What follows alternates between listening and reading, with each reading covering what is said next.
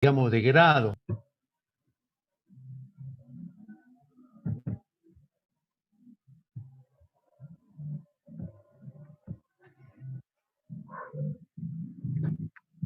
Analgésicos son medicamentos que se encargan de controlar y trombar sensaciones dolorosas que frecuentemente son motivo de malestar. En esta práctica vamos a utilizar ácido salicílico, cuyo nombre común es aspirina. Aquí la vemos representada mediante un modelo molecular. Una vez la hayamos sintetizado, el siguiente paso será purificarla y por último realizaremos un ensayo para comprobar que la hemos obtenido correctamente. Los reactivos que vamos a necesitar para realizar esta experiencia son ácido salicílico, anhídrido acético y ácido fosfórico. Y los materiales que necesitaremos serán un vaso de precipitado de 100 mililitros, un vidrio de reloj, una probeta de 10 mililitros, una espátula y una licuadora. Se colocan 1,4 gramos de ácido salicílico en un vaso de precipitado. A continuación, vertemos el anhídrido acético en el vaso de precipitado que teníamos colocado el ácido salicílico. Introducir una gota de ácido fosfórico en el vaso de precipitado. Para que la reacción tenga lugar, vamos a proceder a tapar el vaso de precipitado con un vidrio de reloj e introduciremos este vaso de precipitado en el interior de un microondas convencional. También introducimos otro vaso que va a contener hielo, para así evitar el sobrecalentamiento en el interior del aparato. Colocamos la potencia del microondas a 600 vatios y el tiempo que durará la reacción va a ser 5 minutos. Una vez pasados los 5 minutos, nos ponemos un guante protector para no quemarnos y sacamos el recipiente del microondas. Como se puede observar, la masa sólida que teníamos inicialmente se ha disuelto por completo. Una vez la disolución alcanzada a la temperatura ambiente, procedemos a introducir el recipiente en un baño de agua y hielo para favorecer la purificación de la aspirina. Filtrar la aspirina que hemos obtenido. Para ello necesitamos un embudo Buchner con su correspondiente papel de filtro, quitasato unido a un vacío, y para mantener el dispositivo vamos a utilizar un pie con una nuez y una pinza. El primer paso va a ser humedecer el papel de filtro con agua fría. Luego procedemos a filtrar el precipitado de aspirina.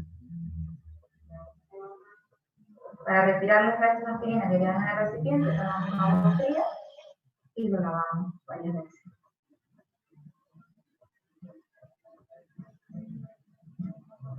Abrimos el vacío para eliminar el exceso de agua.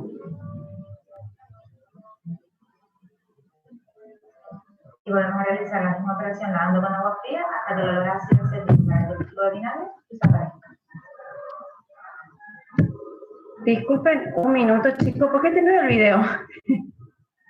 El siguiente paso será retirar... No era el video que yo les quería mostrar. Denme un segundo. Realizando también unas breves referencias al origen histórico y la importancia actual que dicha sustancia tiene como medicamento. También se descubrirá el proceso experimental para su síntesis y purificación, introduciendo aquellos aspectos más importantes desde el punto de vista físico-químico de cada uno de sus enfoques. Los orígenes de la aspirina como fármaco se remontan al uso del extracto acuoso de la corteza del sauce blanco, Salix alba, por sus efectos antipiréticos y analgésicos. A principios del siglo XIX, Buchner aisló la salicilina, un glucósido de la saligenina u ortohidroximetilfenol. Los glucósidos son moléculas constituidas por un glúcido, que es habitualmente un monosacárido, y que se enlaza a través de su carbono aromédico a un compuesto de diferente naturaleza química, mediante el enlace glucosídico. El glúcido del glucósido se conoce como glicona y el grupo ajeno al glúcido, aglicona o genina del glucósido. En este caso, la glicona es la beta-dextroglucopiranosa y la aglicona o genina el hidroximetilfenol u alcohol salicílico. Posteriormente, Kolbe en 1800 sintetizó el ácido salicílico y por último, en 1897, Hoffmann, en la compañía Bayer, el ácido acetilsalicílico, que bajo el nombre de aspirina sigue comercializándose hasta nuestros días. El ácido acetilsalicílico es un medicamento de múltiples acciones terapéuticas comprobadas como analgésico, antiinflamatorio, antipirético y preventivo frente a los accidentes cerebro- y cardiovasculares. Se considera el fármaco más consumido del mundo, siendo comercializado bajo el nombre de aspirina o como medicamento genérico. Se ha estimado, de hecho, que aproximadamente en cada segundo se consumirían en el mundo unos 2.500 comprimidos. La síntesis que vamos a llevar a cabo es una reacción de esterificación entre el ácido salicílico, que actúa como alcohol, y el anhídrido acético, más reactivo que el ácido acético y que actúa como agente acetilante. Recordemos que dentro del orden de reactividad de los derivados de los ácidos carboxílicos, los más reactivos son los halogenuros de ácido y los anhídridos, y los menos reactivos, por este orden, los ésteres y las amidas. El producto de la síntesis es, por una parte, el ácido acetilsalicílico, que es un éster, y por otra, el ácido acético. Esta reacción, además, viene catalizada en medio ácido, que es por lo que en el proceso de síntesis añadiremos ácido sulfúrico. Es muy importante tener en cuenta que a lo largo de este proceso se produce la desaparición del carácter fenólico del ácido sulfúrico, por lo que es posible evaluar la pureza de una manera cualitativa observando la formación o no del característico complejo de color violeta que los fenoles del ácido salicílico, sería un fenol, forman con el catión de 3. El proceso experimental consiste básicamente en las siguientes etapas. En primer lugar, la síntesis propiamente dicha mediante la calefacción en un baño de agua a 70 o 80 grados centígrados. Es muy importante en esta etapa introducir el ácido sulfúrico catalizador en último lugar. También es muy importante recordar que toda manipulación en la que intervenga el anhídrido acético debe realizarse en vitrina de gases. Posteriormente, tras añadir agua, se lleva a cabo la precipitación del ácido acetilsalicílico en un baño de hielo. Una vez se ha observado la formación total de un precipitado blanco, este se separa mediante filtración a presión reducida, guardando una pequeña cantidad en un vial, disolviendo esa pequeña cantidad de producto obtenido en diclorometano para posteriormente, si cabe, poder realizar la evaluación de su pureza mediante cromatografía en capa fina. Si los resultados del test de pureza, bien el cualitativo con el catión hierro 3 o bien por cromatografía en capa fina, mostraran que el producto obtenido contiene impurezas tales como el ácido salicílico, se lleva a cabo la purificación por recristalización.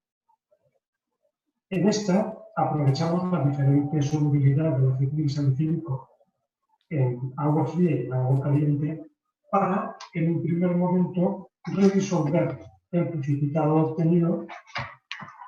Una vez redisuelto, lo filtramos rápidamente, teniendo en cuenta que el embudo debe estar caliente previamente para que el ácido acetilsalicílico no precipite las paredes. De esta manera, además, vamos a poder aislar las posibles impurezas en estado sólido que existan y, posteriormente, la disolución obtenida la volvemos a someter a un baño de hielo para obtener un segundo precipitado que, en principio, debería ser ya un ácido acetilsalicílico bastante purificado. Volvemos a filtrar a presión reducida y el producto obtenido lo volvemos a guardar para posteriormente volver a determinar su pureza bien por cromatografía en capa fina o incluso mediante la determinación de la temperatura de fusión.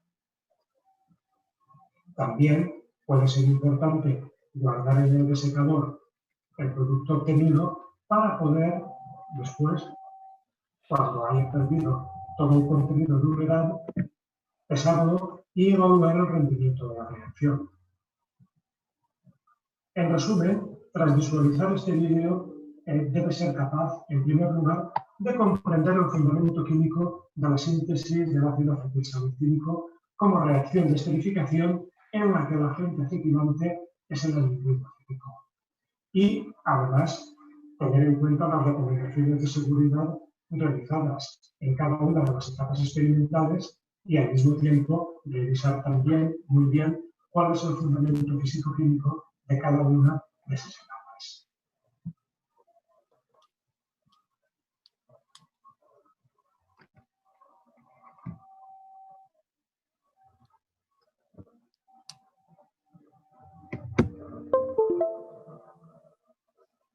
Bien. Bien, una cosita que para comentario de ustedes, para que sepan, cuando hacíamos el práctico de síntesis de la aspirina, una cosa que no hizo este docente o este doctor, calculo yo, que fue el determinar, digamos, la presencia digamos, de fenol del ácido salicílico que no ha reaccionado por el tema de que el fenol forma complejo con el catión férrico, generando un color violáceo. ¿Vos te acordás, Lore, de eso? Sí. Qué raro que no lo haya mencionado, porque normalmente es una reacción muy característica del fenol. Bien, vamos entonces a hablar un poquito, en realidad, de ésteres. Bueno, esperen que yo ordene un poco lo que estoy viendo, porque se me arma despiole. Ahí está. Bueno, entonces, ¿qué son los ésteres? ¿Por qué era interesante el tema este de práctico de síntesis? Porque en realidad los ésteres, como estructura o compuestos orgánicos, tienen la característica fundamentalmente de tener varios usos, ¿tá? Pero, ¿qué son los ésteres? Ya lo hemos visto cuando vimos nomenclatura. Por supuesto, son sales orgánicas. Entonces ya saben muy bien que tenemos ésteres orgánicos y ésteres inorgánicos, ¿tá? Pero lo que nosotros íbamos a sintetizar, llegado el momento de la presencialidad, y habíamos dicho de que este era uno de los prácticos que queríamos hacerlo presencialmente, era justamente los ésteres orgánicos. Bien, bueno, acá lo que encontré es que etimológicamente la palabra éster proviene del alemán Sig Atar, éter de vinagre. ¿Por qué? Simplemente porque el vinagre fue la primera fuente de ácido acético. Entonces, de ahí era que sintetizaban los químicos antes, digamos, del siglo XIX, mezclaban con diferentes tipos de alcoholes, entonces obtenían diferentes tipos de aromas. Bien, acá pueden ver que tenemos ésteres, que una de las características que los ésteres digamos, de bajo peso molecular, o como se conoce como volátiles, tienen la propiedad de tener olor, ¿tá? Y normalmente, por eso una de las cuestiones características de hacer este práctico era que uno podía analizar digamos, la síntesis a través del olfato, del olor. Bueno, ¿cómo se los nombra? Bueno, eso ya los tienen que saber, es decir, es derivado de un ácido carboxílico, entonces el éster va a ser de acuerdo esta es la nomenclatura vieja, pero bueno, nosotros le decimos acetato de o etanoato de, ¿tá? Nunca como éster de tal ácido. Bien, acá no sé por qué me olvido de pasarla más abajo. Bueno, esto ya también es lo mismo. Una cosa que, bueno, acá lo que tienen que entender es que la esterificación, cómo reacciona, es una reacción de, digamos, de equilibrio. O sea, de que es una reacción que no tiene directamente, no va hacia de los reactivos hacia los productos, sino está en equilibrio. Por ende, normalmente si nosotros nos desprendemos uno de los productos del sistema reaccionante, esta reacción va a volver de los productos hacia los reactivos. Entonces, bueno, acá la idea de sintetizar con ustedes era acetato de etilo y acetato de isoamilo, pero en realidad el etanoato de isoamilo o etanoato de pentilo, lo pone acá, es el olor a banana. Y el acetato de etilo es el olor a, digamos, a solvente o quita esmalte, que eran digamos, la síntesis que nosotros hacíamos. Pero podemos hacer para el año que viene butanoato en metilo, que dice que tiene olor a nana. Bien, entonces, acá, esto es una de las cuestiones de las propiedades físicas, como dijimos recién, que todos los ésteres fundamentalmente son compuestos insolubles en agua. Y la otra característica, todos, no importa el tipo, son menos densos que el agua. O sea, siempre van a estar formando una capa por encima del agua. ¿Por qué digo esto? Simplemente porque justamente lo que se hacía en el práctico es, se hacía la síntesis y ahí nomás se la agregaba directamente a un herlemelle que contenía una cantidad de agua destilada fría. ¿Para qué? Para que se separara el éster sintetizado y uno lo pudiera oler correctamente. Porque si no se le mezclaba el olor del ácido acético con el éster. Es muy fuerte. Sí, sí, el ácido acético tiene un olor muy invasivo, es muy fuerte. No sé si alguna vez lo han olido, pero es muy, muy fuerte el olor. Por eso tapaba muchas veces el aroma de los ésteres que generábamos, que sintetizábamos. Bien. Entonces, después, la otra característica es que los ésteres superiores, estamos hablando de oleato, digamos, de más de pentilo o lo que sea, son sólidos. ¿tá?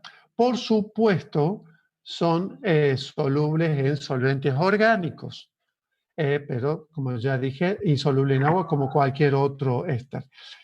Hay otros ésteres que también ya desde hace 3 años estamos sintetizando, que son los que se conocen como FAME, Fatty Acid Methyl Ester, por su sigla en inglés, que son los ésteres metílicos de los ácidos grasos. En realidad, no es una esterificación propiamente dicha, sino sería una transesterificación. La idea es obtener biodiesel. ¿tá? O sea que el biodiesel es un éster de un éster metílico de ácido graso. ¿tá? Que a diferencia de los ésteres superiores, al no tener dos cadenas largas, tanto del ácido como del alcohol, evidentemente son líquidos. Bien, ¿cuál es la...? Tengo que aprender que voy a terminar de dar clase y nunca voy a poner bien la filmina. Entonces, bueno, acá está mal. La esterificación es una reacción en equilibrio, como dijimos recién. O sea que acá está mal que esta flecha que está directamente hacia la derecha.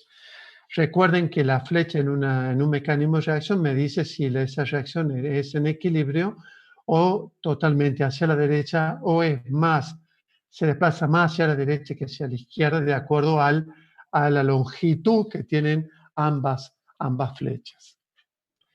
Entonces, bueno, un éster es un compuesto de formalmente la reacción química entre un ácido y un alcohol. En este caso sería ácido acético y etanol, por ende, esto se llamaría acetato de etilo. ¿Tá? Y siempre tienen agua como producto de reacción.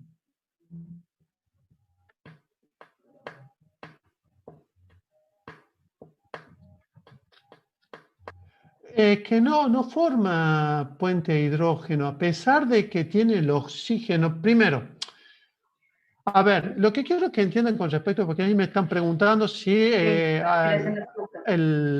si los ésteres, al tener este oxígeno que tiene pares de electrones no enlazantes, genera puente hidrógeno con agua. En realidad, no lo genera, son compuestos que son, yo no diría que totalmente insolubles, pero muy insolubles.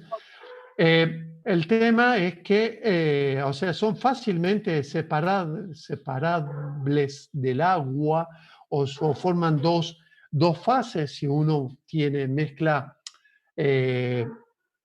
acetato de etilo con agua. Directamente el acetato de etilo queda en la parte superior y eso que es chiquitito. Si pone, a ver, el metanoato de metilo, ahí capaz que sí. ¿Por qué? Porque tenemos ya un solo carbono en cada lado, entonces ahí este carbono estaría más expuesto o disponible al medio. El acetato de etilo no genera puente de hidrógeno. En realidad, piense usted que siempre el compuesto que genera puente de hidrógeno es aquel que puede fundamentalmente dar ese protón que pertenece al compuesto orgánico. Acá no tengo ningún protón, ningún hidrógeno que pertenezca al compuesto orgánico, sino tengo pares de electrones no enlazantes del oxígeno. En este caso, tanto el oxígeno de los ésteres o de los éteres, al estar dentro de la molécula, hace que no genere, digamos, atracciones con el hidrógeno o los hidrógenos del agua, por ende son insolubles. El único que puede llegar a generar alguna atracción para formar puente de hidrógeno sería el oxígeno del carbonilo que forma el carboxilo. ¿Ah? Acá viste, lo que ponen que en el libro del teórico dice que sí forma puente de hidrógeno con el agua. No, habría que verlo, pero no es como está explicando Carlos. Primero que... ¿Pero de qué estamos hablando? Disculpen, ¿de un éster? ¿De un éster? Sí, dice. Una cosa son los ésteres y otra cosa son los ácidos. Bueno, si es un éster habría que reverlo. Les comento simple. El acetato de etilo es insoluble. ¿Sí? Lo único que no hemos fabricado nunca es metanoato de metilo, que sería el éster más simple. ¿Está claro? Sí, que puede ser algo soluble, porque lo explicas vos, es chiquito, puede llegar a solubilizarse algo, pero... Sí, pero no el carbono, no el oxígeno, no este oxígeno, sino este. El de carbonilo. O sea, pero me mataron. Bueno, habría que rever. Yo le puedo verlo, pero... no es, o sea, es más, lo hemos demostrado en el laboratorio. Sí, no se solubiliza. Insoluble. Por eso es raro, a lo mejor habría que verlo. Bueno, ¿el libro de quién? ¿De Silvana? Estamos hasta las tutucas. Profe, mire, recién lo estuve buscando porque lo tuve cuando estudié para el primer parcial, estaba estudiando propiedades. Y los ésteres, acá dice varias cosas, pero dice, dame un segundo que lo busque bien. ¿Qué página es? Yo lo tengo en la 49. No sé si habrá cambiado de página o no. Dice, los ésteres pueden formar puente de hidrógeno con otras moléculas que contienen grupos oxidrilos, como el agua, alcoholes y ácidos carboxílicos. Claro, profe, ¿no sería que el éster ahí funcionaría como receptor de puente de hidrógeno, el oxígeno? Eso sí, es lo que vimos en el teórico, cuando vimos leve. Físicas. Es muy leve. Claro, muy leve. Es más, fíjate lo que dice. Esto le confiere cierta solubilidad en agua a los ésteres de bajo peso molecular. Por ejemplo, el acetato de metilo se disuelve 33 gramos en 100 mililitros. Buscar el campo, minuto. O sea, yo le digo lo que está en el libro. Por eso. Sí. Pero puede ser que Acá tenga algo. estoy con el handbook, ya les busco. Acetato de metilacetato. Sí, y más arriba dice las interacciones dipolo-dipolo entre moléculas hacen que las ésteres tengan alto punto de fusión más alto que los hidrocarburos. Pero, bueno, y acá está, dice, pero no forma... Metilacetato, tenés razón. Disculpa, tenés razón, 24% de solubilidad en agua. Acetato de metilo, ¿no? Entonces pongamos etilacetato. Ya, porque ya me está preocupando que sea soluble. Etilacetato. Etilbenzoato. El etilbenzoato es totalmente insoluble. Etilacetato, acetato. 9,7, mira vos, 9,7% soluble. A ver, no es soluble, es levemente soluble, ¿está? Pero bueno, sí, está bien, entonces lo que dice el libro de Silvana. Sí, está bien. Es lo que interacciona, para mí también lo del oxígeno, del carbonilo, lo que está interaccionando, y eso lo hace algo levemente soluble. Claro, nosotros cuando uno dice soluble es que directamente hay una solubilidad interesante. Tipo metano en el agua. No, eso es infinito. Ah. Estoy hablando que supongamos que sea un 30%, 40%. ¿Está? Pero, digamos, también uno diría que el ácido benzoico ya lo hemos, bueno, no lo hemos usado nosotros en cristalización este año, pero lo usamos siempre. El ácido benzoico tiene una solubilidad de 6 gramos a 100 grados y de 0,25 gramos a temperatura ambiente. Entonces, se considera insoluble. Bueno, acá, esto, tendría que haberlo hecho más chiquito. Bueno, ¿dónde? No, porque se me pone Bien, esto lo saqué y esto es para explicar lo que hacíamos nosotros o lo que se hace en el laboratorio, lo que se vio en el video. Pero esto me gustó porque es la misma, vamos a sintetizar digamos, el acetato isoamilo, ¿está? Pero ustedes ven acá que pone tolueno. Bueno, lo único que sinceramente no sé para qué lo pone, el paratolueno sulfónico, que yo calculo que es para estabilizar el ácido sulfúrico que queda. ¿Qué característica? ¿Por qué pone el ácido sulfúrico? El ácido sulfúrico, y pone 10 gotas, en realidad puede poner un poco menos. Nosotros poníamos 3 gotas. 3 gotas, sí. El ácido sulfúrico simplemente es el catalizador, el que da los protones para que el alcohol isoamílico, digamos, se protone el carbonilo del ácido acético y el ácido amílico lo ataque nucleofílicamente. ¿Está? Por eso siempre se pone el ácido, disculpe, estoy marcando el alcohol y estoy diciendo ácido. El alcohol se produce en exceso. ¿Por qué? Porque el alcohol es el agente nucleofílico. ¿Está? Entonces la idea es que reaccione todo el ácido acético.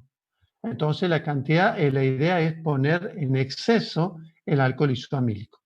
Entonces, pero ¿cuál es la idea? Entonces ponemos todo esto y lo ponemos a calentar, pero fíjense que, no sé lo que ven ustedes, pero yo lo que veo es que el tema del menú ese me molesta. Esto es la reacción. Acá lo que está haciendo, está metiendo todo en un sistema, en un balón que está reaccionando a temperatura. Acá dice 110 grados, nosotros lo llevamos a 80, no, 70, nunca. 70, 80. ¿Cuál es el tema? No pasamos los 80. No, pero yo creo que acá el tema Acá el tema pasa por lo siguiente, es el tema del tolueno. ¿Para qué sirve el tolueno?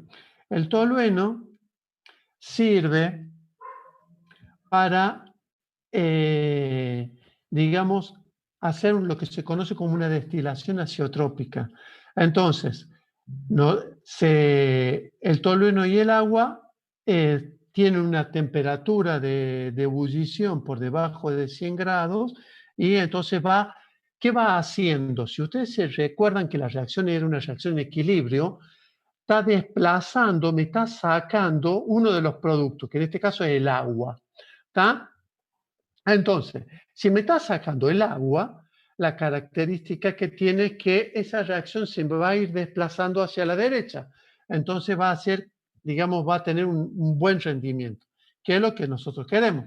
Porque si no lo sacamos al agua, lo que hacemos es que se genera en equilibrio, es decir, reactivos pasan a productos y los productos, porque hay un medio ácido, vuelven a los reactivos. ¿Ven?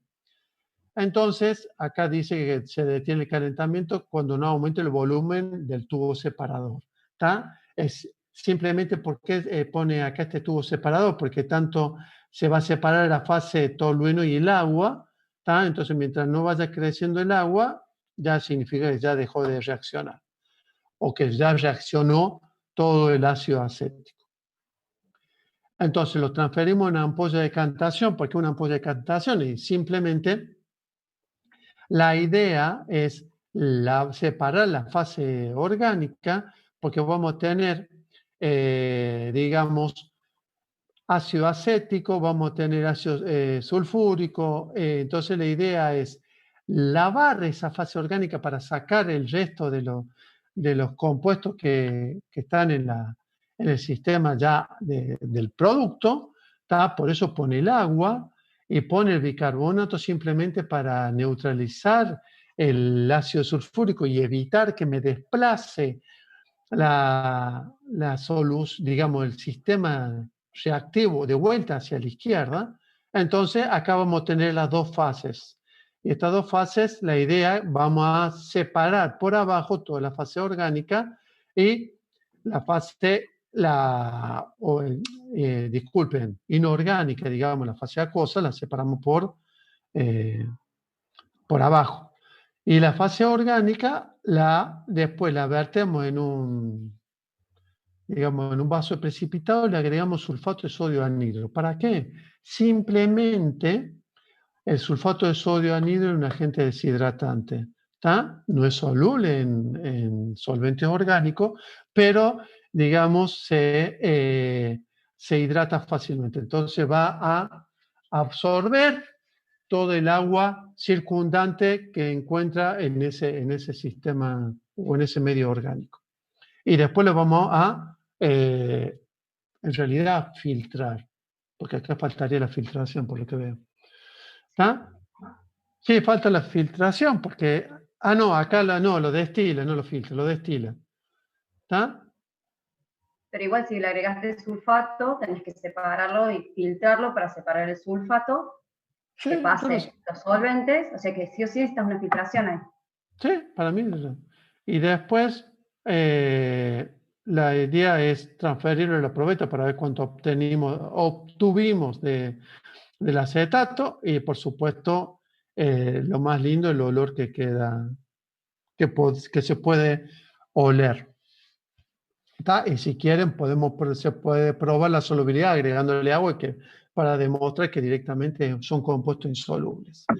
Esa sería una forma, y esto que me gustó de este práctico es que utiliza el tolueno como agente que ayuda a desplazar el agua del sistema. ¿Tá? Nosotros lo que hacíamos directamente, lo dejamos 5 minutos y vertíamos todo ese producto reactivo en un Erlenmeyer. ¿Por qué en un Erlenmeyer? Simplemente porque el Erlenmeyer, a diferencia de un vaso precipitado, tiene una boca angosta. Entonces, todos los compuestos volátiles estaban, digamos, concentrados ahí, entonces uno podía oler más fácilmente.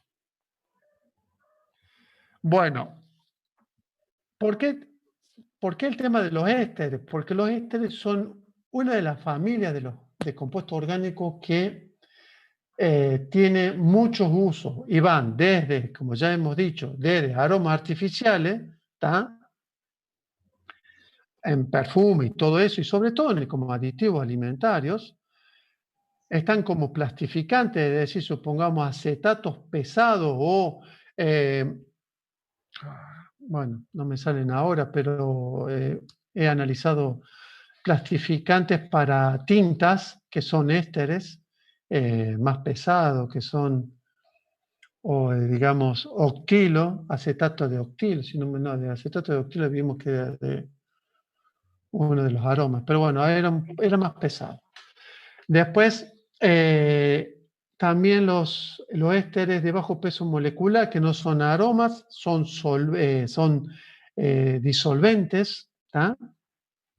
O sea que se utiliza en las tintas, se utiliza en las resinas, también en productos farmacéuticos, ¿tá? Ya hemos visto que digamos, el acetilsalicilato o la aspirina es un éster, también los polímeros, y los polímeros ahí tienen una de las familias más comunes que son ésteres, serían digamos, los poliésteres, que uno por ahí que es de la ropa sintética, digamos, que la mayoría de casi toda la ropa tiene mitad de algodón y mitad poliéster. ¿Tá? Bien, eso no sé si esto es lo que hemos preparado por el tema de esterificación. Sí. ¿Paso un videíto más, Carlos? Dale. Como para tengo que dejar de compartir. Dejo de compartir. Ahí está. Comparto.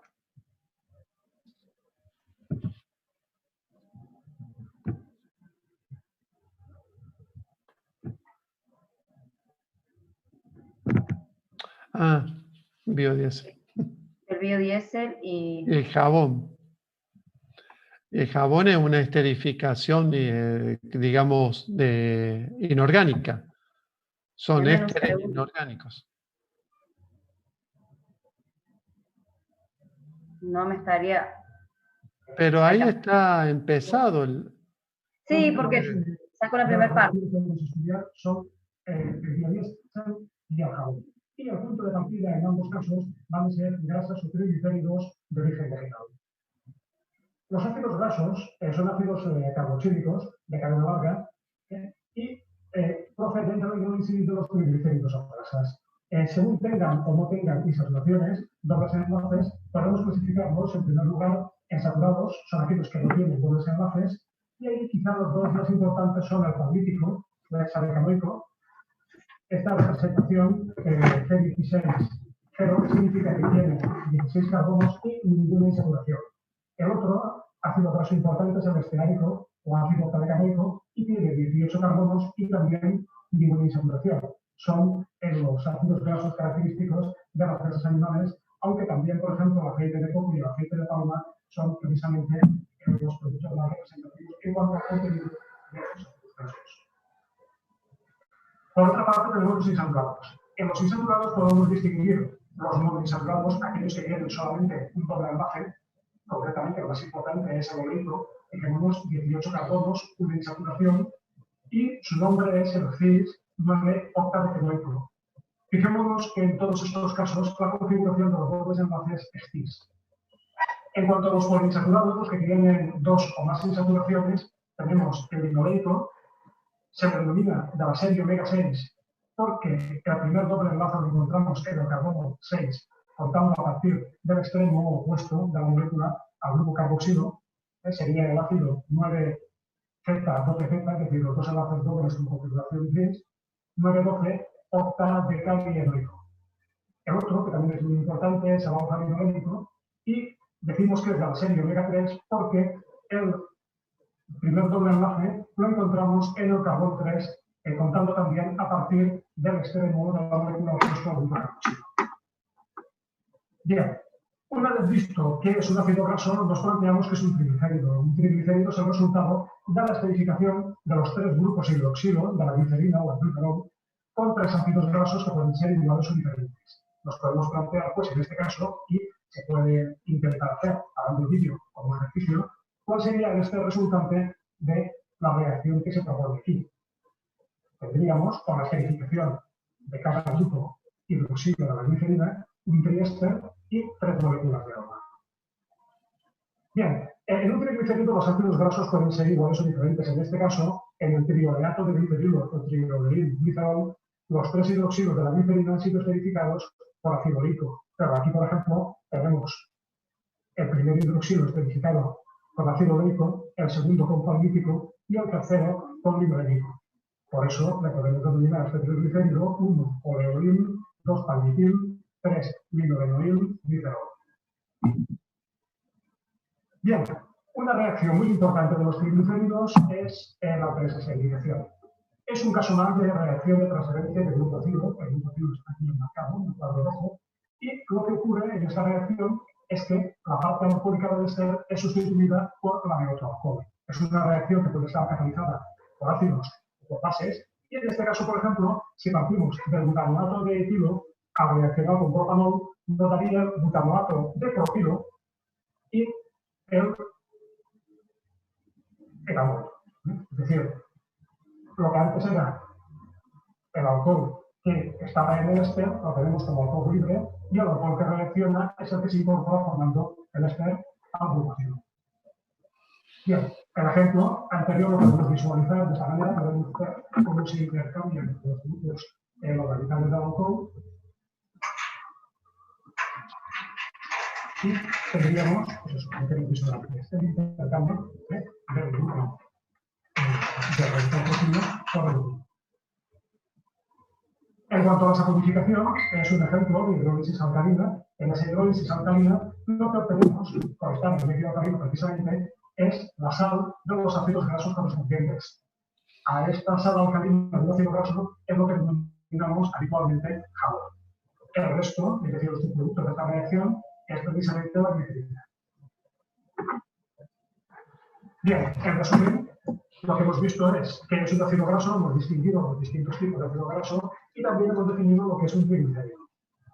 Hemos explicado a partir de estos conceptos dos reacciones importantes, la esterificación y la saponificación, que nos proporcionan dos productos importantes como son el biodiesel. Recordemos que los biodiesel están formados por ésteres sulfúricos y alquílicos de los ácidos grasos y los jabones.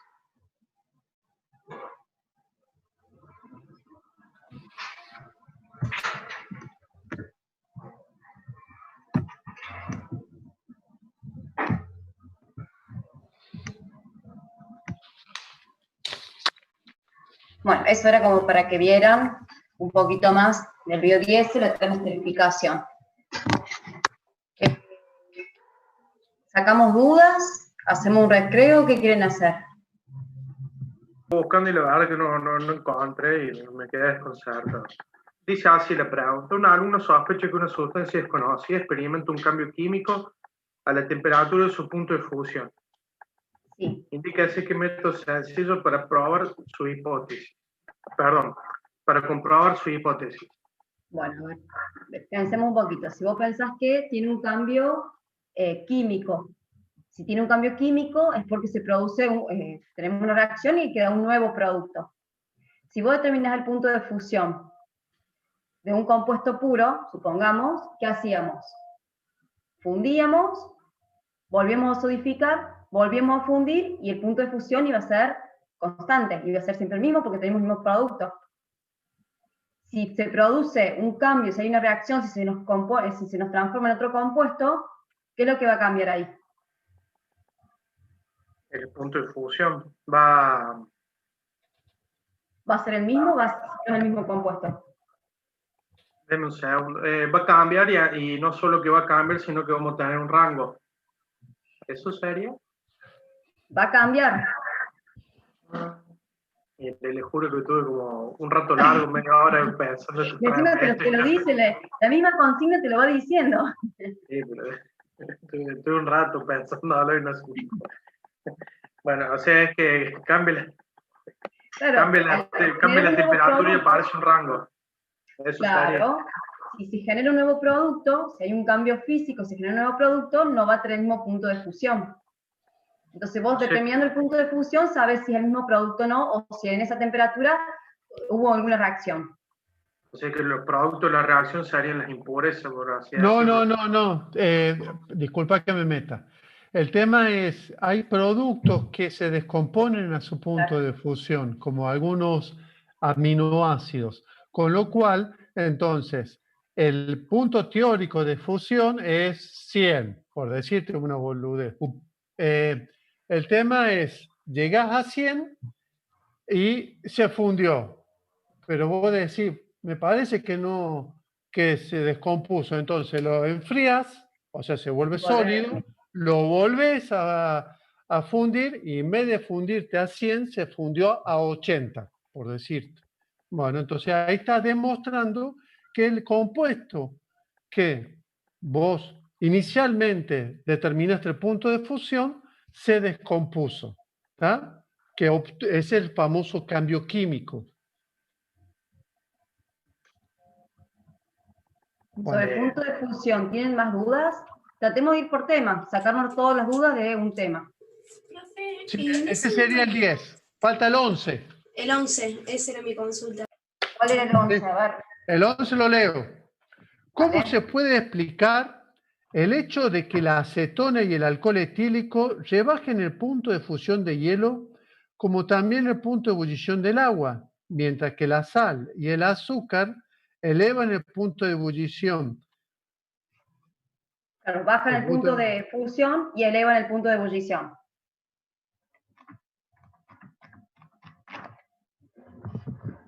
¿Por qué? A ver, ustedes chicos, ¿qué piensan?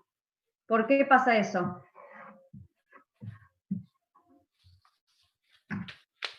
¿Qué se les ocurre? Alcohol etílico. Esos serían los dos que rebajan, y los dos que aumentan el punto de ebullición y bajan el punto de fusión sería la sal y el agua. ¿Por qué se baja el punto de fusión? ¿Cuál es la característica? ¿Puede ser que no se disuelve? ¿Qué La cosa? presencia de impurezas, porque serían todas esas impurezas, por eso rebajarían el punto de fusión. Pero ¿qué característica tiene esta impureza para que baje el punto de fusión? ¿Qué decíamos que debían ser estas impurezas? ¿La arena baja el punto de fusión? Solubles. Bien. Acá son están solubles. escribiendo la palabra propiedades coligativas. Eso es. ¿Tá? Química general. Pero para que baje el punto de fusión de los compuestos, acuérdense que necesita que sea insoluble. Y fundamentalmente va a llegar una composición que, ¿cuál era el nombre? Composición eutéctica. ¿Tá? Es decir, todos los compuestos que son solubles entre sí generan una composición eutéctica, es decir, un punto de fusión que se comporta como si fuera un compuesto puro, ¿tá? Que se encuentra por debajo del punto de fusión de ambos compuestos. Bueno, ya definimos por qué bajan el punto de fusión y por qué bajan el punto de ebullición.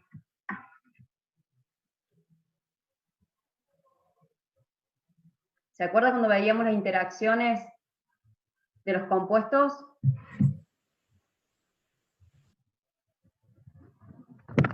¿O no se acuerdan? El agua con el agua forma puente hidrógeno más fuerte que el agua con acetona, era uno, y el otro era el otro el alcohol etílico. El alcohol. Entonces, como tenemos compuesto que el agua con el agua genera mayor interacción, disminuía estas impurezas, por así decirlo, disminuían el punto de ebullición. En cambio, si ponemos azúcar y sal, que son electrolitos, que se disuelven, hay una mayor interacción entre el agua y la sal y el agua y el azúcar. Por eso aumenta el punto de ebullición. ¿Se entiende?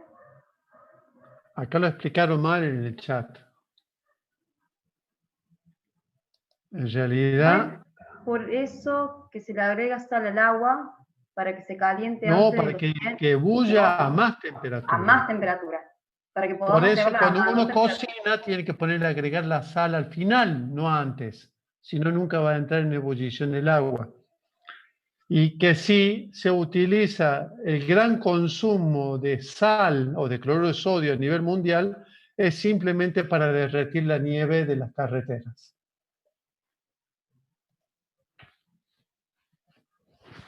Bueno, entonces ya punto de fusión estaría.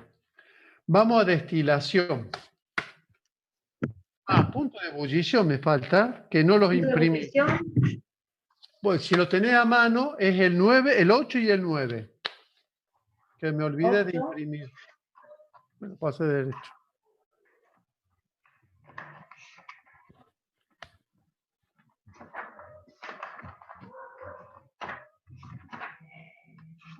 El 8 y 9. Si los líquidos XY tienen ambos un punto de ebullición de 160 y no forma un azeótropo, ¿cuál será el punto de ebullición de una mezcla de XY? Esa es la pregunta A. Y la B, en un sentido general, ¿cómo limita este hecho el valor del punto de ebullición como criterio para determinación de la pureza de los líquidos? O sea, tenemos una mezcla de dos líquidos que ebullen a 160, Pero son o sea, invisibles. cada uno por separado, y son invisibles. ¿Sí? Eso no dice. Dice que no son solubles entre sí. ¿A dónde? ¿No dijiste eso? No, eso no está especificado. No, léelo de vuelta, porque yo Si entendí los eso. líquidos X y tienen ambos un punto de ebullición de 160 grados y no forman un azeótropo, Y ¿cuál no será el forman punto? azeótropo. ¿Cuál será el punto de ebullición de una mezcla de X? No forman un azeótropo. No forman un Acá azeótropo. dice 160, exactamente. ¿Sí? No importa porque en vez de tener, si recuerdan el diagrama de fase, que normalmente era como una lentejuela entre el punto de ebullición de una temperatura y otro, acá va a ser una recta. Porque no forman, digamos, directamente a 160 una recta. Bueno. Bueno, la parte dice, ¿cómo limita este hecho el valor del punto de ebullición como criterio para determinar la pureza de los líquidos? Que no es exclusivo, o sea, este no es una propiedad exclusiva, no es que solamente este compuesto tiene este punto de ebullición. Entonces, como criterio de pureza, no es lo mejor. Sí sirve para decir, bueno, si yo pienso que este compuesto es tal, con el punto de ebullición puedo asegurarme de que estoy hablando de ese compuesto, pero tengo que sí o sí determinar otros parámetros para definir qué es ese compuesto. Además, otra cosa hay que tener presente que el punto de ebullición es muy sensible a la presión atmosférica, con lo cual no podemos determinar el punto de ebullición acá en Córdoba del agua y el punto de ebullición como parámetro de pureza y compararlo con el punto de ebullición del agua en Buenos Aires. Nosotros estamos a 440 metros sobre el nivel del mar. Ahí hay una pregunta en el chat que me dice, ¿y esa mezcla no se puede destilar? En realidad, no. Destilar no, lo que podés hacer es agregar algún otro compuesto para que forme un azeótropo con uno de los dos compuestos y poder destilarlo, para separarlo. Pero eso depende, o sea, siempre va a depender de lo que a vos te interese, separar u obtener como producto, como sustancia final. Profe, una consulta que me quedó de destilación y bueno, que ahora se repite un poco. ¿De qué forma se puede romper un azeótropo? O sea, para poder hacer la destilación o en este caso para poder identificar los puntos de ebullición. ¿De qué forma se rompen los azeótropos? Cambiando la presión del sistema. Al cambiar la presión del sistema, estás cambiando. En realidad, no es que estás rompiendo el azeótropo, estás cambiando las condiciones del azeótropo. El azeótropo, lo más seguro es que se forme en otra composición, pero cambia la relación. Entonces va a poder destilar algo que no corresponde al azeótropo. Entonces, si jugás así con las presiones, podés llegar a separar. Y lo otro que normalmente se hace, se agrega un tercer compuesto que me atrapa uno de los que genera, digamos, el azeótropo. Entonces ahí ya lo estás sacando del sistema al azeótropo, para formar el azeótropo. Ustedes normalmente piensen que los azeótropos son, digamos, composición con punto de ebullición mínimo. También existe, y sobre todo, por supuesto, en orgánica, digamos, azeótropos con punto de ebullición máximo, o sea que se encuentran por encima del valor del punto de ebullición de ambos compuestos. Normalmente, para romper el azeótropo, siempre romper el que tiene mayor, digamos, sacas con el que tiene mayor punto de ebullición. ¿Por qué? Porque tenés el más volátil, te queda más volátil que lo sacas primero. ¿Tá? Esa sería la teoría. ¿Se entendió? Sí, muchas gracias. Para obtener alcohol etanol al 99% se agrega hexano, creo. Hexano es lo que se utiliza para romper el azeótropo del alcohol para llegar a destilarlo al 99%. Me parece que sí, que se usa hexano. ¿Puede ser? Porque el alcohol que conocemos, justamente el 96% es un azeótropo. Y para lograr el 99% utilizan hexano. Con eso modifican el azeótropo y pueden obtener el 99% de alcohol, de etanol. Ajá. Mira vos. Bien. La pregunta 9 de ebullición. Que no la imprimí. ¿Qué influencia ejerce éter, ácido benzoico, sobre el punto de ebullición del benceno y el punto de fusión del benceno solidificado? Éter y ácido benzoico en benceno. Bueno, tenemos que analizar lo mismo que recién. ¿El éter es soluble o no en benceno?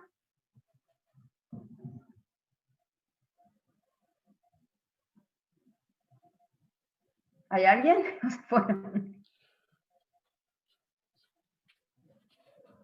¿El ácido benzoico es soluble? No, evidentemente no responden, así que... No. Es soluble. El éter es soluble. Entonces va a pasar lo mismo que hablábamos con el agua. Si es soluble va a disminuir el punto de fusión. Y a su vez disminuye el punto de ebullición. El punto de ebullición. En cambio, el ácido benzoico no es soluble. Disminuye el punto de fusión y aumenta el punto de ebullición. Pero evidentemente no les interesa porque nadie responde. Se me fueron todos a comer. Bien, pasamos a destilación. Destilación, pregunta 13. ¿Qué entiende por mezcla azeotrópica y punto azeotrópico?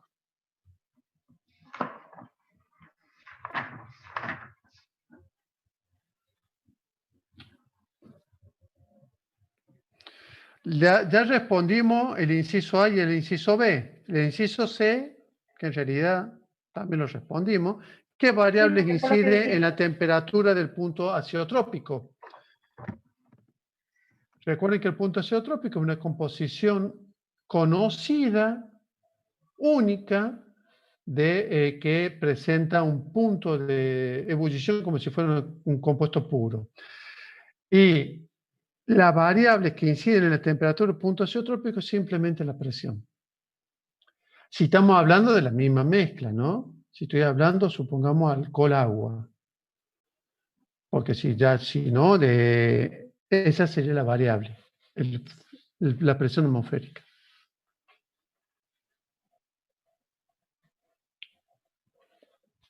Bueno. Buenas noches, Pasamos. profe. Pregunto por chat porque no tengo micrófono, compu. En la pregunta 4, destilación. Si se interrumpe la destilación antes de continuar. Llegamos en... no estamos justo en destilación. Dice, ¿Sí? se interrumpe la destilación antes de continuarla. ¿Se debe agregar plato poroso? Lo que pensé, pero no supe qué responder. No, no hace falta. No hace falta volver a agregar plato poroso. Ariadna. En realidad no hace falta. La teoría dice que sí haría falta. ¿Por qué? Porque en realidad la teoría dice que el plato poroso funciona como plato poroso porque, y justamente es poroso porque en los poros hay aire contenido, entonces ese aire se va eliminando cuando se va, digamos, calentando la solución, y entonces eso lo hace que sea, digamos, la ebullición más pareja. Mi experiencia, el plato poroso, o en realidad fundamentalmente lo que da es superficie de calentamiento más distribuido, y los poros también generan superficie de calentamiento, entonces digamos, el material se calienta más, o que retiene más calor que el vidrio, con lo cual, digamos, se van generando dentro del poro la burbujita de gas, y esos son los que va saliendo haciendo que la ebullición sea más homogénea o más pareja. Mi experiencia dice que no hace falta. Totalmente de acuerdo con Lorena. ¿Qué otra pregunta tenías anotado, Carlos? De punto de destilación, nada. Solamente la que acabamos de responder. Cristalización. Cristalización. Activen los micrófonos y hagan preguntas si quieren. Bueno, si no, mala suerte. El parcial del jueves que viene, yo estaría como loco, ¿no? Ya se nos fue uno. Profe, cristalización. Una consulta. Si tengo una destilación a vacío, pero Sí. tengo dos compuestos que no son ni termolábiles ni nada por el estilo, entonces solamente son volátiles, y los quiero hacer por destilación al vacío, ¿qué va a pasar? Porque en realidad lo único que estoy haciendo es reducir la temperatura a la cual van a ebullir si reduzco la presión. Sí, lo más seguro que obtenga o destile los dos, si son volátiles. Claro, entonces voy a obtener un destilado que tenga una mezcla de los dos, no va a ser muy útil. Claro, totalmente. Para mí es que estás perdiendo tiempo y plata. Sí. Perfecto. Gracias. Normalmente, ustedes piensen que la destilación al vacío uno la aplica para reducir, digamos, cuando es termolábil, para reducir digamos, el gasto de energía, que el producto es muy pesado, entonces te sale más barato hacer un vacío y calentar a menos temperatura que calentar a alta temperatura. ¿Está? Yo, por ejemplo, en el laboratorio destilo tolueno, que tiene un punto de ebullición de 110, con vacío lo destilo a 74 grados centígrados. Totalmente eficiente. ¿Sí? Sí, sí. Y me sirve porque se destila más rápido, en menos tiempo y con menos energía. Por eso lo utilizamos.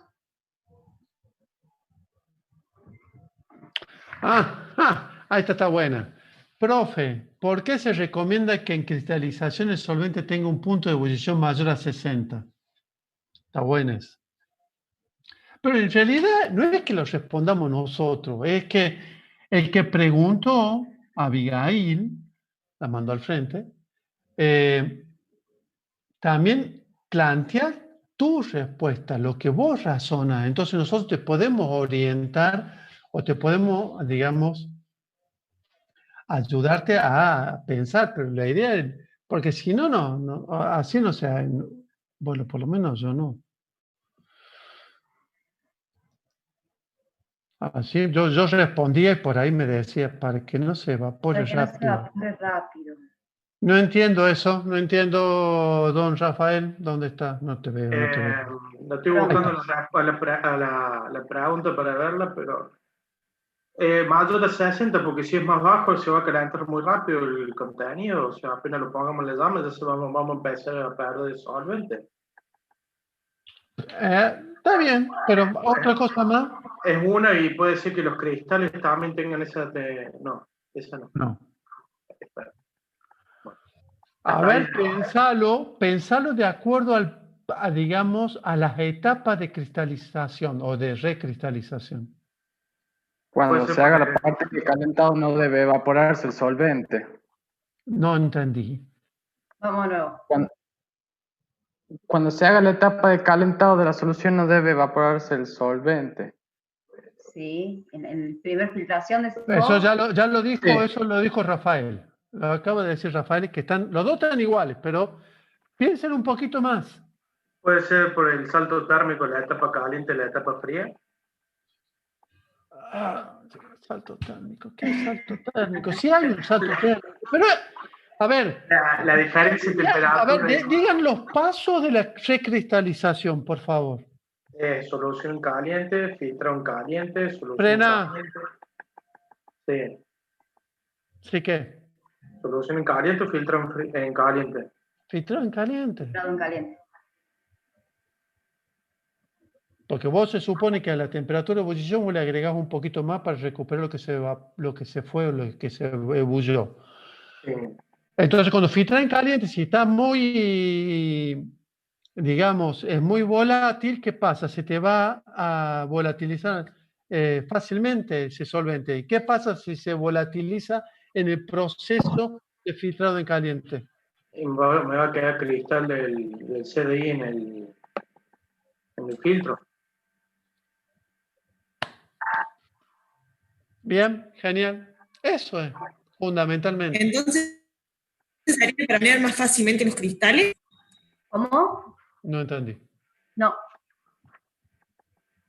O sea, que sería para obtener con mayor facilidad los cristales. No sirve, no sirve.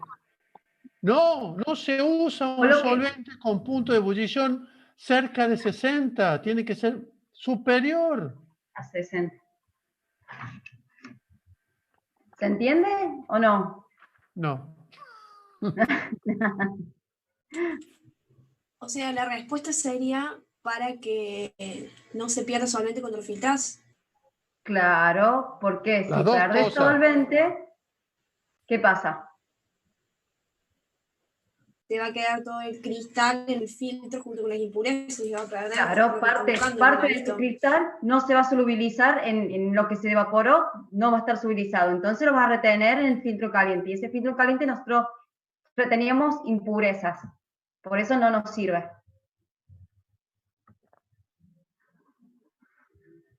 ¿Ahí queda más claro o no? Sí, ahí está mejor. Sí, ahora se entendió. Bueno. ¿Qué otras preguntas tienen? ¿Dudas? El 8. ¿Cómo procede a cristalizar una sustancia muy soluble en etanol y muy poco soluble en agua? Indicar si se puede o no trabajar con un solo solvente y por qué. Muy soluble en etanol y muy poco soluble en agua. ¿Se podía hacer eso, chicos? Les comento que es un proceso que se usa normalmente. Lo hemos hablado. Ese no lo hemos visto, profe. ¿Sí? Que el etanol se iba con el agua, entonces se quedaba por otro lado el... Claro, pero ¿cómo hacíamos el proceso?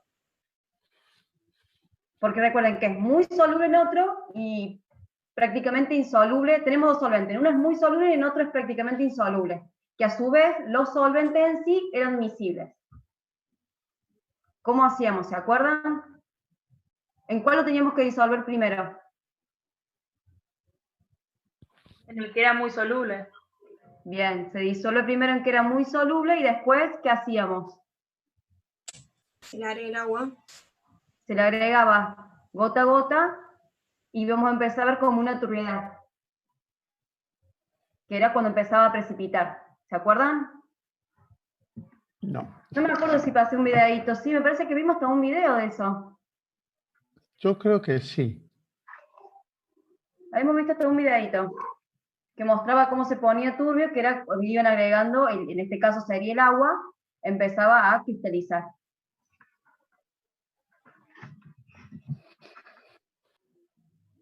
Al ejercicio número 5 de cristalización, que dice la solubilidad de un compuesto en agua es de 0,04 gramos cada 100 mililitros a 15 grados y 0,7 gramos cada 100 mililitros a 100 grados. Y es muy soluble en alcohol y en éter, tanto en frío como en caliente. ¿Cómo procedería para recristalizarlo si solo dispusiera de estos 3 solventes? Yo en este caso puse, lo disolvería en la mínima cantidad posible de uno de los solventes, que sea éter o alcohol, y luego le agregaría agua bien fría y filtraría, o sea, agua fría poco a poco para que se produzca, digamos, la cristalización. ¿Sí? ¿Sí? ¿Está bien? Pará. Pero no Está usaría bien. el éter. El Claro. éter es soluble en agua. Tenés que usar alcohol. ¿Alcohol? Porque Bien. acordate que la condición es que los 2 solventes que vos estás usando sean miscibles. Y el éter y el agua no son, son levemente miscibles. Muy Tiene una poco. pequeña, sí. Estamos hablando Muy de poco. éter etílico, es casi, o sea, prácticamente Tiene- insoluble en agua. Bueno, pero es como veíamos con el caso de recién, que es algo soluble, muy Pero muy poquito. poco. Por eso se usaría alcohol. Y está bien, a temperatura fría, para que disuelva 0,04 gramos. Pero tenés que tener en cuenta eso, de que los 2 solventes que vas a elegir sean miscibles entre sí. Bien, bien, bien, gracias.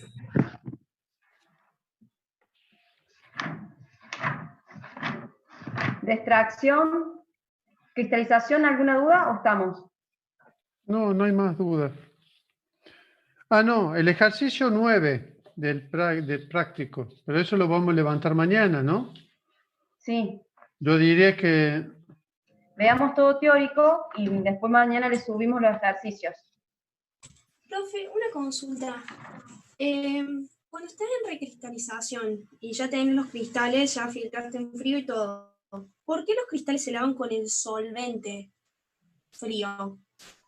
Porque el agua madre tiene impurezas que son solubles. Entonces vos por fuera de tus cristales vas a tener agua madre con impurezas. ¿Cómo haces para sacarle esas aguas madres? Lo enjuagas con solvente puro y frío. ¿Por qué frío? Porque de esa forma vas a solubilizar tu cristal, que es lo que vos querés recuperar, lo menos posible. Ah, perfecto, muchas gracias.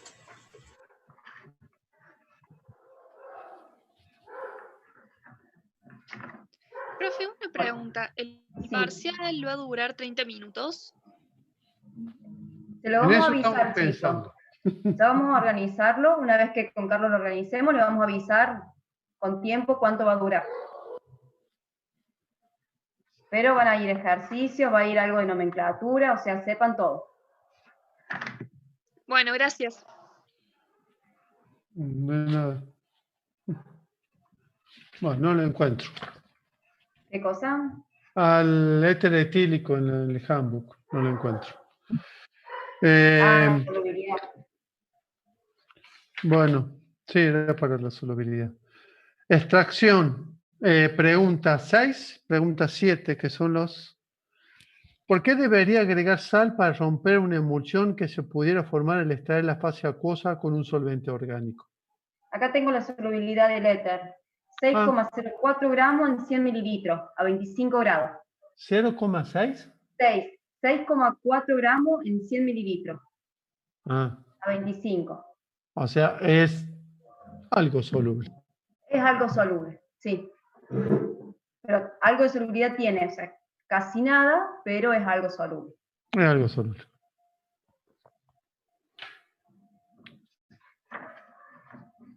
En realidad tenemos que pensar qué es la emulsión. ¿Qué entienden por emulsión?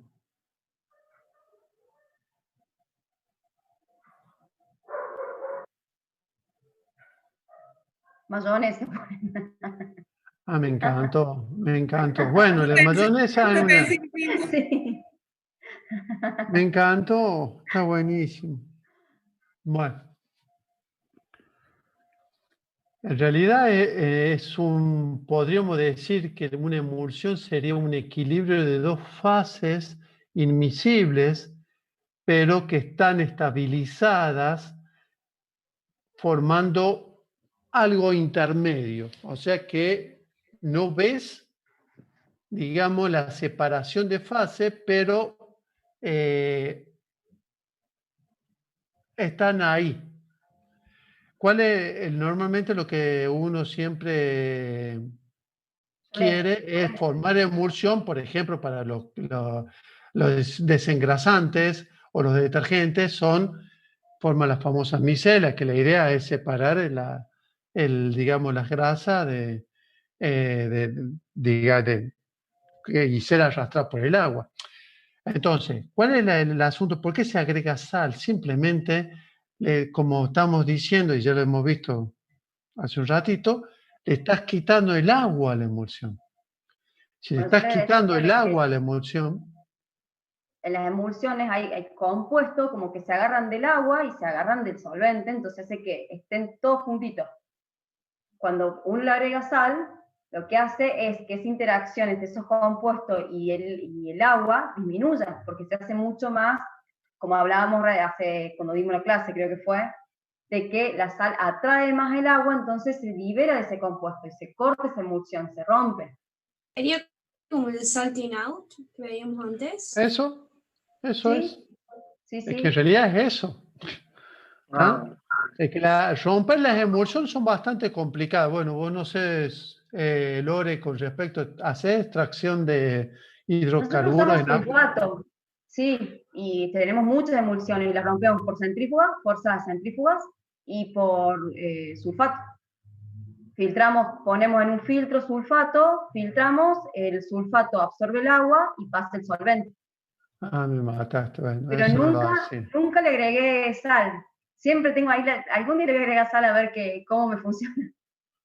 Y después lo retengo. No, yo agregué sal, cuando yo hacía eso, extracción de hidrocarburos, yo agregaba sal y en algunas emulsiones me daba. ¿Cuál es el problema?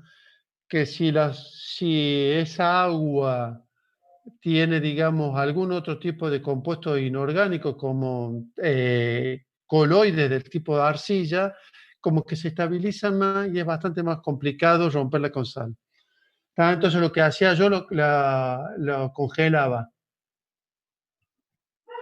La llevaba al freezer.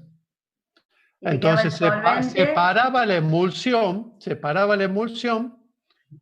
era de lo que era el agua, separaba la emulsión y esa emulsión la llevaba al freezer. Se congelaba y se rompía la emulsión. Ese es el otro método. ¿Por qué debería agregar carbono activado cuando se agrega etanol para romper la emulsión? Chalay. ¿Para cómo? ¿Por qué debería agregar carbono activado cuando se agrega etanol para romper la emulsión? Sí, el etanol rompe la emulsión también, sí. ¿Pero el carbono activado? No sé.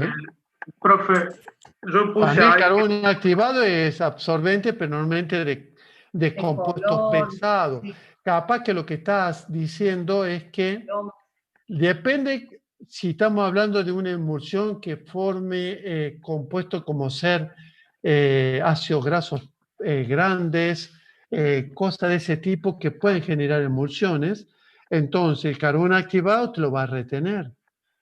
Te va a retener, te va a quitar esa fase orgánica o ese compuesto orgánico. Normalmente el compuesto, digamos, carbono activado sirve para colorantes, para estructuras muy pesadas. Por eso estoy relacionando esto. Yo no le escribí esto. Pero yo lo haría así. Acá en el libro está esa parte donde dice posibles problemas en la práctica. Dice que el agregado de gotas de etanol puede impurificar la fase orgánica, solubilizando sustancias que en primera instancia no lo harían en dicha fase. Por lo tanto, al recristalizar el sólido, se tiene que agregar carbono activado y se filtra la solución. Eso es lo que dice. Entonces eso lo hizo María Ángeles. Esa parte yo no la escribí. Está bien. Bueno, es como un proceso para hacer la extracción. Yo no sé, nunca probé hacer con carbón activado. No. Tampoco. Entonces, profe, para asegurarme, ¿una emulsión sería algo parecido a un coloide o son dos cosas distintas? No, en coloide son, en realidad, el coloide es una micropartícula estabilizada en un medio. Está bien, bueno. La emulsión tenés ya ahí tres componentes. Tenés una fase, otra fase y tenés el agente emulsionante que interactúa con las dos fases. Acuosa, orgánica y el agente emulsionante. Perfecto. Entonces, Jabón, grasa, aceite. Grasa. Entonces, para romper la emulsión sería centrifugado, sulfato, sal o etanol. Etanol. El etanol, excepto, no sé, yo nunca lo hice a eso de etanol y carbón activado. Sal. Sé que el etanol rompe emulsión, pero nunca usé carbón activado. Claro, porque acá en el libro yo justamente le digo esto, porque cuando yo busqué en esta por qué se agrega el carbón activado, cuando lo busqué en internet, no lo busqué en el libro, dice dos cosas, dice que el carbón activado absorbe coloides y sustancias gelatinosas. Por eso en teoría lo usan. Para separar estructuras grandes, un coloide es una estructura grande. ¿Cómo, no? Que está totalmente, o sea, son partículas muy finas, pero son compuestos que no es molécula, es mucho más grande, con lo cual tiene un peso molecular muy grande y entonces lo que hace el carbón activado aglomera, aglutina y separa de esa forma. Por eso se utiliza para separar los colorantes, que son estructuras extremadamente grandes, de una fase orgánica o de una fase acuosa. Perfecto. Muchas gracias, profe.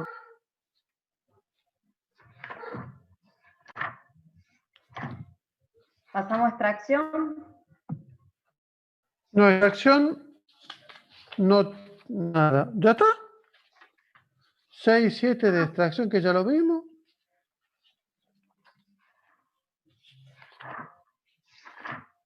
Bueno, saco foto, así tomamos asistencia. Dale.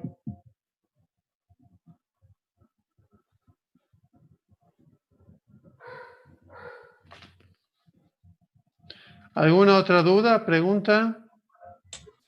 Sí, profe, una cosa, no sé si estará en los ejercicios que van a subir porque es un poco teórico. El ejercicio 3 de cristalización pide elegir lo que sería el solvente más adecuado para realizar la cristalización.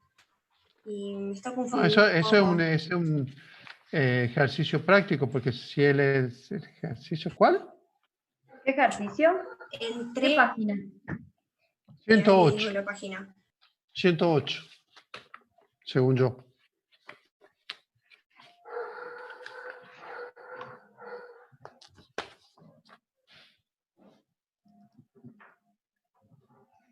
Página 108, a ver.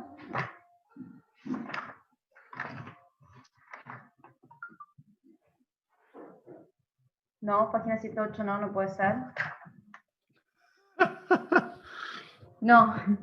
¿Qué página tenés? ¿La página? ¿Quién es la que consultó? Es la 108. Es práctico. 88, profe. ¿100? Según yo, 108. 108. Ejercicio 3, pero esto no... Debe ser que yo tengo un libro viejo que están distintos. Profe, yo tengo el apunte del 2018 y está en la página 88. Ah, ahora puede ser.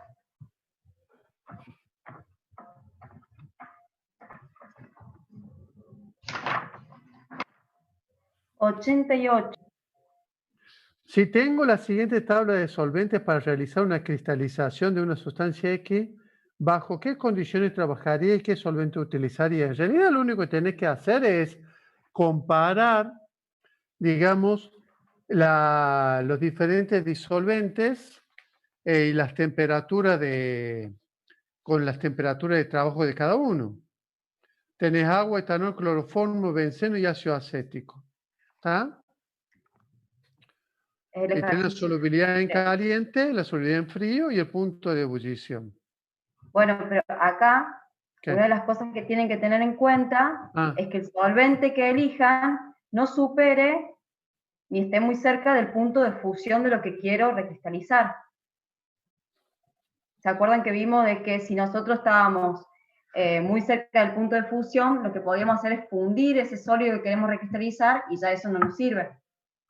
Siempre tenemos que buscar un solvente que esté por encima del punto de fusión del sólido a recristalizar. En este caso, quedaba descartado el ácido acético, que tiene un punto de ebullición de 118 y el punto de fusión del sólido es de 100. O sea que no puedo usar ni agua ni el ácido acético. El benceno teníamos igual solubilidad en frío. Frena ahí, ¿se entiende?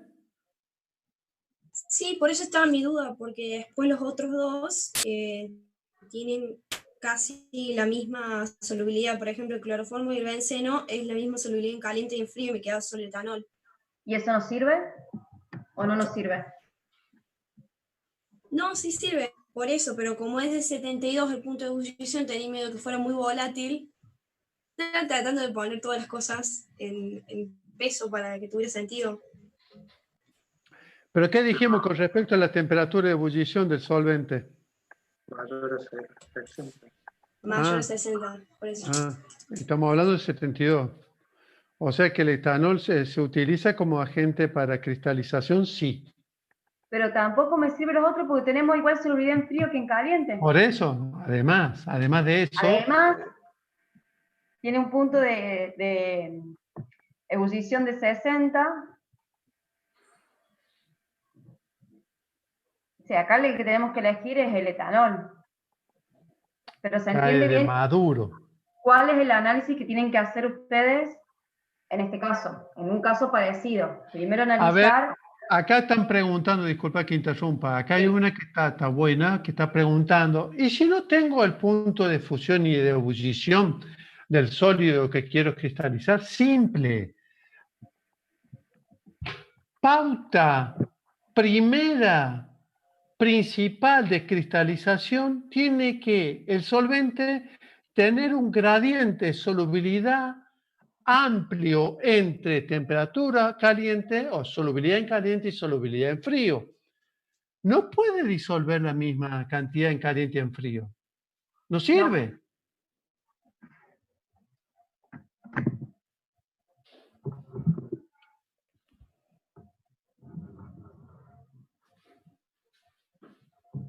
Una cosa, y eso ahí me está gustando la pregunta. En ese caso, ¿el dato de la densidad y el peso molecular sirve para algo? No, para nada. Es más, le puedo llegar a dar 20 datos, es más, se lo voy a dar para el parcial, 20 datos, para que ustedes sepan con qué datos trabajar. ¿Está? Ustedes piensen que ahí está todo puesto en los handbooks, en la bibliografía, y ustedes lo que van a necesitar es hacer toda una recopilación de datos y recién ahí van a analizar qué dato o qué datos les sirve para hacer el proceso que ustedes quieren. A eso es lo que voy por ahí con respecto a saber manejar las cosas. Por ahí les pongo datos de más justamente para eso, para que lo sepan elegir. Sí, porque en la realidad es así. Ustedes tienen que ver, le dicen, bueno, necesitamos revitalizar esto. Bueno, ustedes tienen que buscar qué necesitan, qué datos se necesitan, qué datos hay, qué datos no hay, dónde se buscan los datos. O sea, los datos que le damos son datos que existen y son reales y están. Pero en base a todos los datos que nosotros les damos, ustedes tienen que saber y ser criteriosos en qué uso y para qué uso, en qué caso sí necesito el peso molecular, la densidad y en qué caso no me hace falta. Porque en cristalización no. ¿En dónde sí podemos usar alguno de estos datos?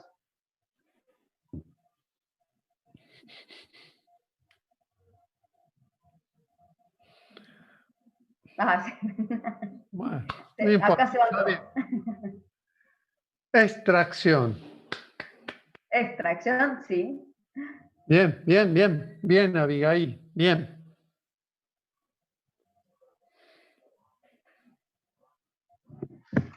¿Qué otras consultas? Vos sabés que no preguntaron nada de cromatografía y cromatografía va. Vos sabés que yo esperaba muchas preguntas de cromatografía. O ¿Podemos entendieron todo o no entendieron un carajo, que yo creo que pasó por lo segundo. ¿Podemos ver el 8 de cromatografía? El 8 de cromatografía. No sé para qué hable.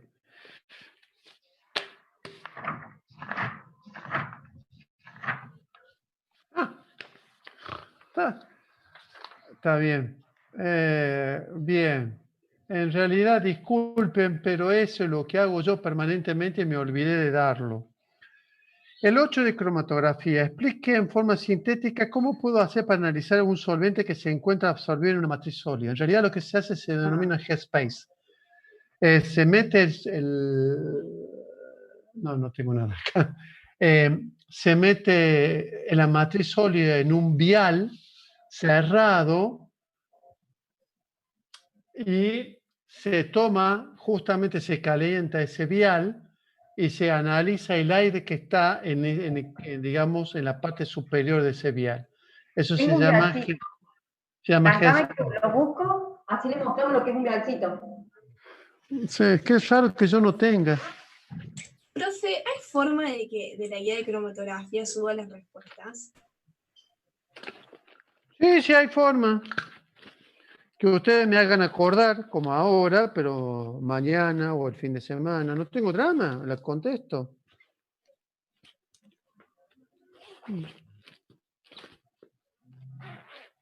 Sí, la idea es que ustedes aprendan, no es que bocharlos.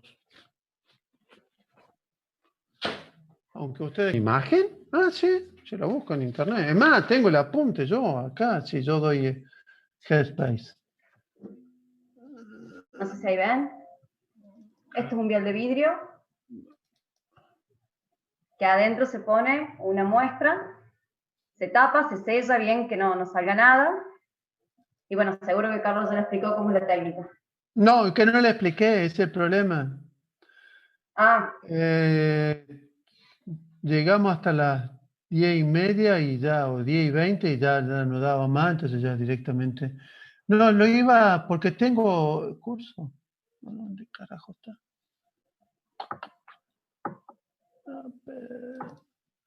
A ver el vial, ¿cuál es el vialcito que decís? Ah, sí, ese. Pero bueno, si no, lo busco espera 2 segundos, lo busco en internet, Headspace.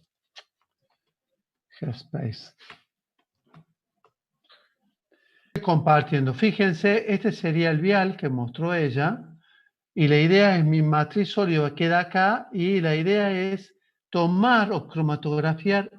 No se ve, profe. ¿No se ve? Yo sí lo veo. No. Volví a compartir, Carlos. Qué raro. Pero si estoy... Sí se ve. Sí, sí se ve. Bueno, esto sería lo que sería el Headspace. O sea, es una matriz, un vial cerrado, una matriz líquida o sólida, y esto se lleva a una temperatura, por eso está el termómetro al lado, y esto se lleva a una determinada temperatura y tomamos el gas que se encuentra en equilibrio con esa matriz sólida o líquida. Y estos son todos los, digamos, los esquemas de Headspace. ¿Tá? Hay equipos automáticos, yo lo hago manual, ¿no? Pero hay equipos automáticos y todo eso. Este sería un equipo automático. Acá lo tienen también cómo funciona un equipo automático. Ve, acá se puede ver más o menos, en este está bueno, porque tengo la matriz, la pone a temperatura, ahí ven los puntitos, esos puntitos me está diciendo que son los compuestos volátiles. ¿Cómo? Y se agita. Se eleva temperatura y agitas. No necesariamente. Nosotros siempre lo agitamos. Antes, cuando lo hacíamos manual, lo hacíamos en un mortero. El mortero no, en el vórtice. Agitábamos antes de inyectar. Y en el equipo, en el masa, también te lo llevan, no sé si te acuerdas, que lo llevan en un hornito y a la vez agita. Lo tiene en el hornito, mientras va calentando, lo va agitando. Puede ser. Puede ser para que los compuestos volátiles. Sí. Bueno, lo que pasa es que la técnica que yo utilizo dice que lo tengo que dejar a la temperatura por encima de 1 hora. Con eso ya lográs, digamos, el equilibrio dinámico en la fase líquida o en la fase sólida y en la fase gaseosa. Acá es menos tiempo, pero con temperatura y agitación. Claro, sí, pero no tengo esa tecnología, no la tengo. No. Ya sabes, si te falta un muestrador de GSP, ya sabes que lo tienes. Bien. Bueno, eso es GSpace. En realidad, lo que le voy a aconsejar nuevamente es que hagan la química analítica aplicada el año que viene, ¿no? Ahí van a ver cromatografía y van a aprender mucho más de lo que hemos dado nosotros, pero nosotros le hemos dado digamos, el pantallazo de los conceptos generales de cromatografía, que es un mundo, y un mundo que permanentemente se actualiza. Bien, hay otras 2 preguntas que no vi. Sí. Nada más, que sí se ve. Bueno, sí.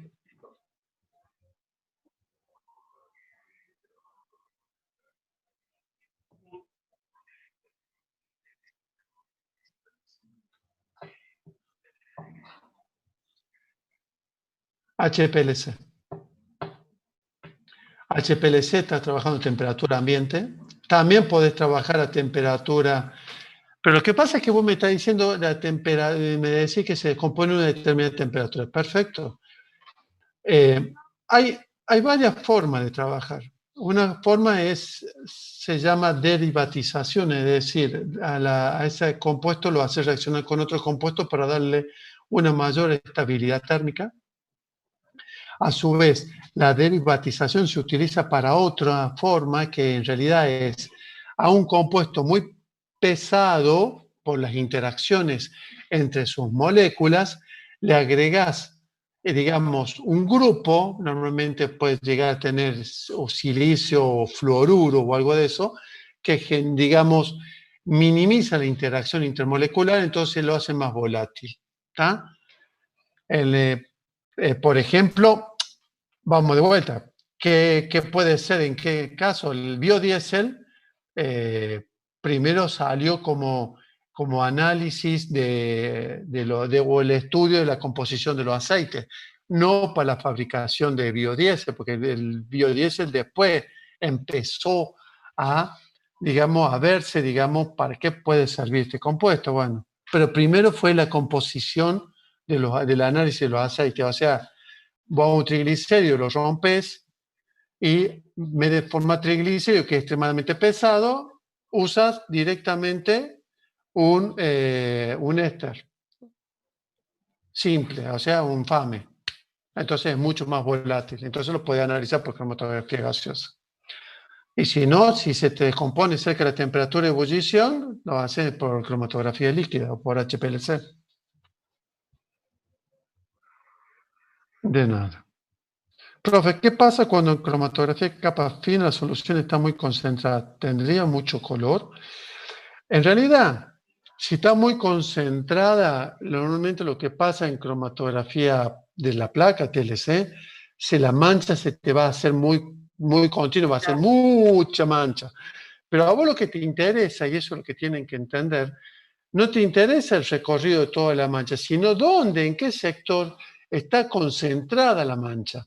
Porque normalmente, digamos, va a ir subiendo o va a ser arrastrada ese colorante o esa muestra por el solvente, por capilaridad, mientras va subiendo, y va a llegar a un lugar donde haya una concentración más grande de la mancha. ¿Tá? Y eso ahí tenés que prestar atención. Esa es la medida o es el punto donde vos tenés que tomar la medida después para hacer la relación de frente.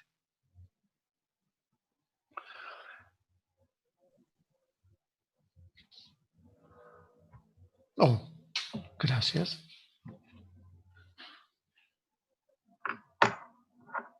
Ariadna. Profe, disculpe, le dejé una pregunta en el chat acerca de cristalización. Y repetila, si no tenemos que buscarla. Sí, porque ya ni me acuerdo. Sí. O que la hagan en el aire. O sea, sí, a mí hágame acordar. Dice, ¿qué ventaja y desventaja tendrá el tetracloruro de carbono sobre el éter y o el benceno? Desventaja, sé que es porque es tóxico y se libera el ambiente, puede reaccionar con el aire y dar compuestos, sí, eso está bien. En el tetracloruro de carbono sobre el éter o el benceno. ¿Qué saben del tetracloruro de carbono, además de lo que puso ahí, que es tóxico y se libera el ambiente? No saben nada más. Nada de nada. Vos sabés que no prestan atención al docente cuando habla de... No es polar. No es polar. Perfecto, me encantó. ¿Cloroformo? No, tetracloruro de carbono. Tetracloruro de carbono, es otra cosa. Es un clorito más. Le erró por un cloro, mira, escudo. Le erró por un cloro. Por un cloro le erró.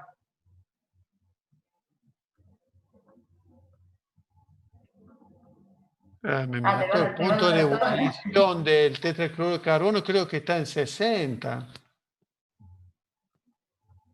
Más que eso no se me ocurrió. Bueno, ese es el problema, no se les ocurre y lo quiero acogotar a los 83 que están. Primera cuestión, y siempre ténganlo presente, los compuestos clorados, los compuestos orgánicos clorados son más densos que el agua. Si estamos hablando de solventes, justamente los solventes orgánicos clorados son más densos que el agua.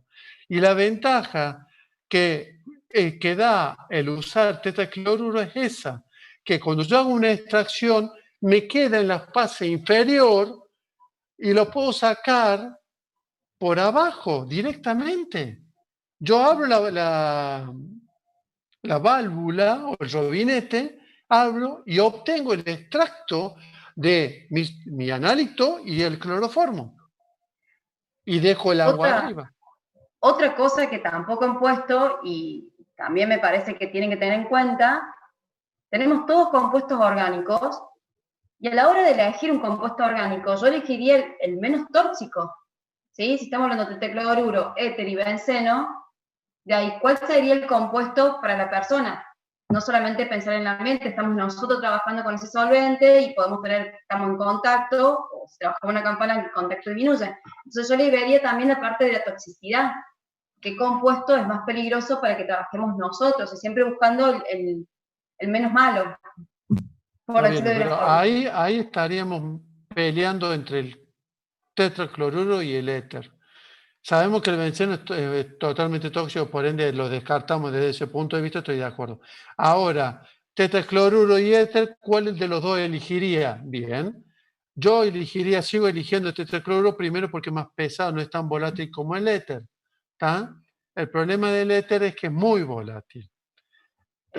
Si bien es muy usado para extraer grasas y aceites, justamente por eso, no sé si es más económico. Acá dicen que es más económico. No sé, no. Lo que pasa es que está prohibido el tetracloruro de carbono. No, prohibido. Yo me quedo con el éter. Por más que más volátil, me parece que es más peligroso el tetracloruro. No, sí, es otra cosa, está. Sí, pero... No, yo me quedo con el éter, no con el tetracloruro. Lo que pasa es que... Entre los tres, elijo el éter. Sí que es más volátil, y eso también es un tema. Más la verdad que en tema económico no sé los precios. Era una pregunta, te preguntan si era más económico. No, no es más económico. El problema es que está prohibido. Sí, el asunto es que depende qué es lo que quieres hacer, qué es lo que quieres extraer. Si quieres extraer grasa y aceite, la norma es éter. Entonces, siempre, ya está. Seguir la norma. Por eso también hay que ver, o sea, no es la respuesta tan simple, pero tampoco tan complicada. Hay que ver los distintos escenarios. De vuelta, nosotros le estamos dando las herramientas para que ustedes razonen. Bueno, eso es lo que yo quiero. Y creo que la Lore también. A esta hora no sé si razonan mucho los chicos. No. Pero no son ni las 9:30. No, es temprano. Hasta las 12 no nos vamos. Así que saquen preguntas. Y ya se nos fueron 3 más, así que ya me parece 84. que se nos... 84 quedan. Sí, estás ganando vos. Yo ya perdí. Profe, yo tengo una duda con los ejercicios prácticos, pero es una preguntita nomás. En el caso de hacer una recristalización, ¿usamos para algo las aguas madres? No está planteado y no le hemos enseñado este año a usar las aguas madres. Pero ustedes piensen que en los procesos reales sí se usan las aguas madres. ¿Está? Claro, por eso. Bueno, No, nada, está, simple. Creo que había... No, esterificación no se estudia. ¿Por qué? Porque esterificación en realidad es un mecanismo y los mecanismos se estudian con la ingeniera Cagliari. O sea, a nosotros solamente nos interesa la parte práctica, pero no se preocupen, me interesa más el resto de las cosas que no se ven en teoría, que es la parte de esterificación, que justamente es, digamos, realmente el práctico que mezcla las dos cosas, la teoría y la práctica. De todos, el único tema que no tomamos nosotros. No entra en el parcial. Se los va a tomar Silvana, seguro. No, ya lo tomó, me dijo. ¿Ah, se lo tomó? Claro, o ya lo explicó. No, que lo explicó, sí. Ya lo tomó, sí. Ya lo tomó, dice. Acá los chicos. Sí, pasado.